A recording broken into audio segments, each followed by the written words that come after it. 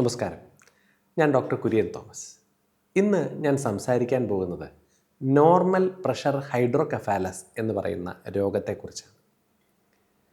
നമ്മുടെ തലച്ചോറിൽ നോർമലായിട്ടുള്ള സാഹചര്യത്തിൽ തലച്ചോറിന് വേണ്ട പോഷക ആഹാരങ്ങൾ എത്തിക്കുകയും ഉപയോഗിച്ചതിന് ശേഷം തലച്ചോറിൽ നിന്നുള്ള വേസ്റ്റ് ക്ലിയർ ചെയ്യുന്നതിനും ഉള്ള ഫ്ലൂയിഡിനാണ് CSF എന്ന് പറയുന്നത്. തലച്ചോറിനിടയിലുള്ള വെൻട്രിക്കിൾസ് എന്ന് പറയുന്ന സ്ഥലത്താണ് ഈ ഫ്ലൂയിഡ് ഉള്ളത്. നിങ്ങൾ ഈ പടത്തിൽ നോക്കിയാൽ നോർമലായിട്ടുള്ള തലച്ചോറിൻ്റെ ഇടയിൽ ഫ്ലൂയിഡ് കിടക്കുന്ന സ്ഥലം, അതായത് വെൻട്രിക്കിൾസ് കാണാൻ സാധിക്കും. ചിലപ്പോഴൊക്കെ ചില കാരണങ്ങളാൽ ഈ ഫ്ലൂയിഡ് തലച്ചോറിൽ കെട്ടിക്കിടക്കും. അത് തലച്ചോറിൽ ബ്ലോക്ക് ഉണ്ടാവുന്നത് കൊണ്ടാകാം, ബ്ലോക്കൊന്നും ഇല്ലാതെ ഈ ഫ്ലൂയിഡിൻ്റെ ബിൽഡപ്പ് ഉണ്ടാകാം. ഫ്ലൂയിഡ് പോകുന്ന വഴിക്ക് തടസ്സങ്ങളൊന്നും ഇല്ലാതെ തലച്ചോറിൻ്റെ ഉള്ളിൽ ഫ്ലൂയിഡ് ബിൽഡപ്പ് ചെയ്യുന്നതുകൊണ്ട് ഓർമ്മപ്പശക് പോലെയുള്ള അസ്വസ്ഥതകൾ ഉണ്ടാക്കുന്ന ഒരു രോഗമാണ് നോർമൽ പ്രഷർ ഹൈഡ്രോകെഫാലസ്. ഇവിടെ വലതുവശത്തുള്ള പടത്തിൽ നോർമലായിട്ടുള്ള തലച്ചോറിൽ ഫ്ലൂയിഡ് കിടക്കുന്നതും ഇടതുവശത്ത് തലച്ചോറിൽ ഫ്ലൂയിഡ് കെട്ടിക്കിടക്കുന്നതുകൊണ്ട് വീർത്തിരിക്കുന്നതും നിങ്ങൾക്ക് മനസ്സിലാക്കാൻ സാധിക്കും. എന്തൊക്കെയാണ് നോർമൽ പ്രഷർ ഹൈഡ്രോകെഫാലസിൻ്റെ ലക്ഷണങ്ങൾ? പ്രധാനമായും 3 ലക്ഷണങ്ങളാണ്. ഒന്ന്, നടക്കാനുള്ള ബുദ്ധിമുട്ട്, നടക്കുന്നതിന് വേഗത കുറയുക, വേച്ചു പോവുക. രണ്ടാമത്തെ അസ്വസ്ഥത ഓർമ്മപ്പശകാണ്. മൂന്നാമത്തെ പ്രശ്നം മൂത്രത്തിൻ്റെ കൺട്രോളിൻ്റെ പ്രശ്നങ്ങളാണ്. കുറച്ചും കൂടെ ആഴത്തിൽ നമുക്ക് ഈ രോഗലക്ഷണങ്ങൾ മനസ്സിലാക്കാം. നോർമൽ പ്രഷർ ഹൈഡ്രോകെഫാലസ് ഉള്ള രോഗികൾക്ക് ഏറ്റവും ബുദ്ധിമുട്ടുണ്ടാക്കുന്ന പ്രശ്നം നടക്കാനുള്ള ബുദ്ധിമുട്ടാണ്. ഈ രോഗികൾ നടക്കുന്നതിനെ മാഗ്നറ്റിക് ഗെയ്റ്റ് എന്നാണ് പറയുന്നത്. എന്ന് വെച്ചാൽ കാലുകൾ എടുത്തു വെക്കാതെ വളരെ ചെറിയ സ്റ്റെപ്പുകൾ, കാല് ഒരച്ചുകൊണ്ട് നീങ്ങുന്നത് പോലെ, എന്ന് വെച്ചാൽ ഒരു കാന്തത്തിൻ്റെ ശക്തി കൊണ്ട് ശരീരത്തിനെ താഴോട്ട് വലിച്ചു പിടിച്ചിരിക്കുന്ന പോലെ. അതുകൊണ്ടാണ് മാഗ്നറ്റിക് ഗെയ്റ്റ് എന്ന് പറയുന്നത്. സാധാരണ ഒരു മനുഷ്യൻ ഒരു 10 ചുവട് കൊണ്ട് എത്ര നടക്കും? ആ ദൂരം ഒരു മാഗ്നറ്റിക് ഗെയ്റ്റുള്ള നോർമൽ പ്രഷർ ഹൈഡ്രോകെഫാലസ് പേഷ്യൻറ്റിന് നടന്നെത്തണം എന്നുണ്ടെങ്കിൽ 30 ചുവടുകൾ വേണ്ടി വന്നേക്കാം. അപ്പോൾ വളരെ ചെറിയ ചുവടുകൾ, കാല് പൊക്കിയെടുത്ത് വെക്കാതിരിക്കുക. ഇതിനാണ് മാഗ്നറ്റിക് ഗെയ്റ്റ് അല്ലെങ്കിൽ ലോവർ ബോഡി പാർക്കിൻസോണിസം എന്ന് നമ്മൾ പറയാറുള്ളത്. നോർമൽ പ്രഷർ ഹൈഡ്രോകെഫാലസിൻ്റെ ഏറ്റവും പ്രധാനപ്പെട്ടതും രോഗികൾക്ക് ബുദ്ധിമുട്ടുണ്ടാക്കുന്നതുമായ ലക്ഷണമാണ് ഈ ഗെയ്റ്റ് അബ്നോർമാലിറ്റി. രണ്ടാമത്തെ പ്രശ്നമാണ് ഓർമ്മപ്പശക്.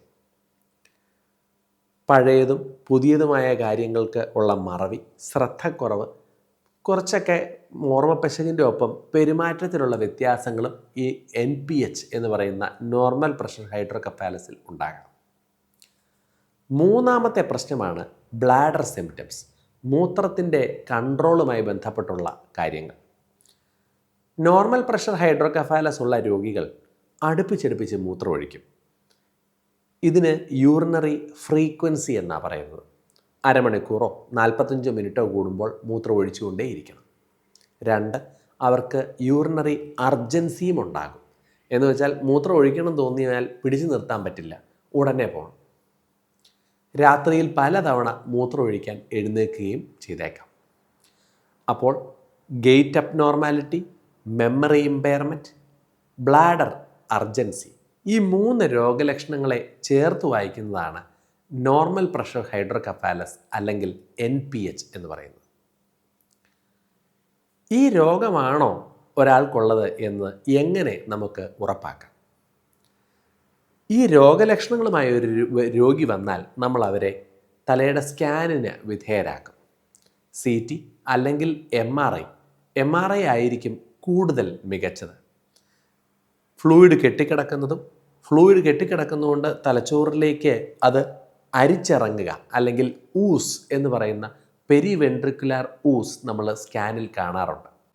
CT സ്കാനിൽ നമുക്ക് ഈ വെൻട്രിക്കിൾ വീർത്താണ് ഇരിക്കുന്നത് എന്ന് മനസ്സിലാക്കാൻ പറ്റും എങ്കിലും പുറത്തേക്ക് ഫ്ലൂയിഡ് അരിച്ചിറങ്ങുന്നതോ തലച്ചോറിന് ക്ലോട്ടിങ് പോലെ എന്തെങ്കിലും ഉണ്ടായിട്ടുണ്ടോ, നടക്കുന്നതിനുള്ള ബുദ്ധിമുട്ടിന് മറ്റ് കാരണങ്ങളുണ്ടോ എന്നത് പൂർണ്ണമായി മനസ്സിലാക്കാൻ സാധിക്കുകയില്ല. പിന്നെ പ്രായമുള്ള ആൾക്കാരിൽ പ്രോസ്റ്റേറ്റ് പോലെയുള്ള പ്രശ്നങ്ങളൊക്കെ മൂത്രാശയ സംബന്ധമായ കുഴപ്പങ്ങൾ ഉണ്ടാക്കാം എന്നുള്ളതുകൊണ്ട് എപ്പോഴും NPH കൊണ്ട് തന്നെയാണ്, അതല്ല യൂറിൻ ഇൻഫെക്ഷൻ്റെയോ പ്രോസ്റ്റേറ്റിൻ്റെയോ ഒന്നും അല്ല കുഴപ്പങ്ങൾ എന്നതും നമ്മൾ മനസ്സിലാക്കേണ്ടതുണ്ട്. NPH എന്ന് പറയുന്നത് എത്ര തരമുണ്ട്, എന്താണ് ഇതിൻ്റെ കാരണം? പ്രധാനമായും രണ്ടായി NPHനെ തിരിക്കാം.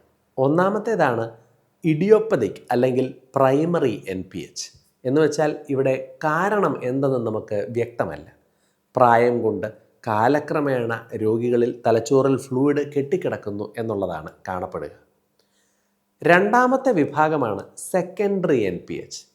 തലച്ചോറിനെ ബാധിക്കുന്ന ഇൻഫെക്ഷനുകൾ, മെനിഞ്ചൈറ്റിസ് ഒക്കെ ഉണ്ടായിട്ടുള്ളവരിൽ, തലയിടിച്ച് അപകടമുണ്ടായിട്ടുള്ളവരിൽ, തലച്ചോറിലേക്കുള്ള ബ്ലീഡിംഗ്, സബരക്നോയിഡ് ഹെമറേജ് എന്നൊക്കെയുള്ള ബ്ലീഡിംഗ് ഉണ്ടായിട്ടുള്ളവരിൽ കാലക്രമേണ ഈ ഫ്ലൂയിഡിൻ്റെ ഒഴുക്കിനെ ബാധിക്കുന്നത് കൊണ്ട്, ഫ്ലൂയിഡിൻ്റെ അബ്സോർപ്ഷനെ ബാധിക്കുന്നത് കൊണ്ട് കെട്ടിക്കിടക്കുന്ന അവസ്ഥ ഉണ്ടാവുന്നതിനാണ് സെക്കൻഡറി NPH എന്ന് പറയുന്നത്.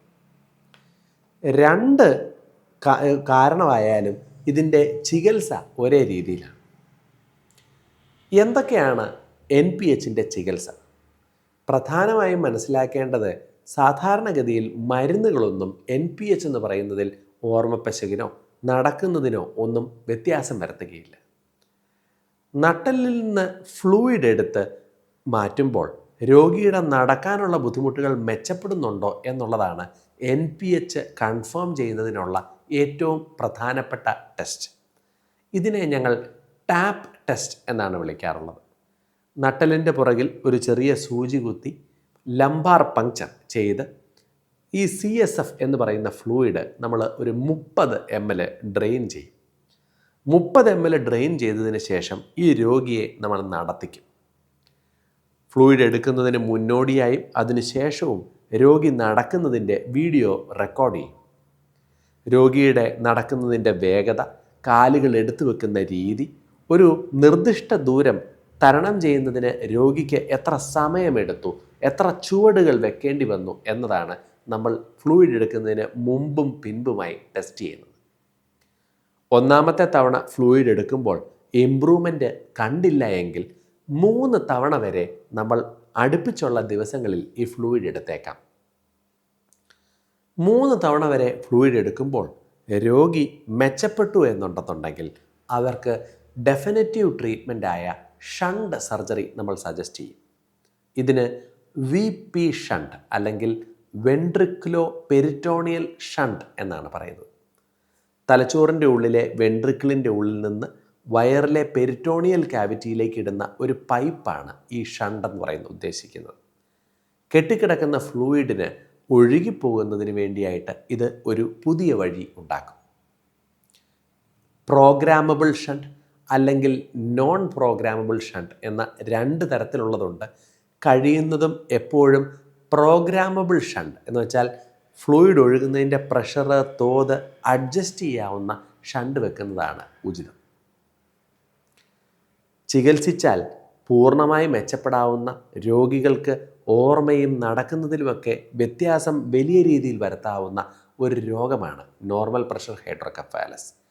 പ്രായം കൊണ്ടുള്ള ഓർമ്മപ്പശികൾക്ക് പലതും ചികിത്സയില്ലാത്ത സാഹചര്യത്തിൽ രോഗികളുടെ ജീവിതത്തിന് വലിയ മാറ്റം വരുത്താൻ ഈ ഷണ്ട് സർജറിക്കൊക്കെ സഹായിക്കും.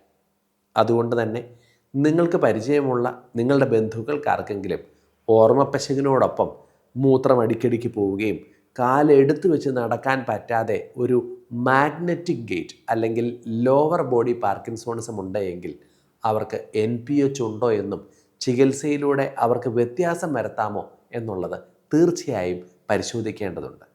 നന്ദി.